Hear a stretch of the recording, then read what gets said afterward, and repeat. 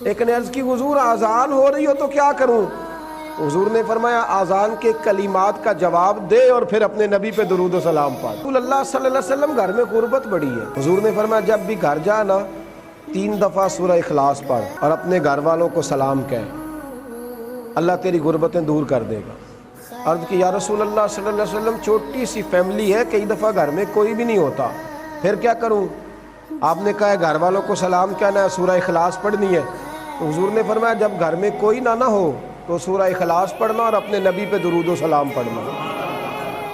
وہ صحابی کہتے ہیں میں نے اتنا عمل پکایا، کچھ مہینوں کے بعد وہ آئے اور عرض کرنے لگے یا رسول اللہ صلی اللہ علیہ وسلم کمال یہ ہے کہ درود و سلام کی برکت سے میں تو امیر ہوا ہی ہوں، میرے پڑوسی بھی امیر ہو گئے، دائیں بائیں والے لوگوں پہ بھی اللہ نے کرم فرمایا۔ درود شریف ایک ایسا وظیفہ ہے۔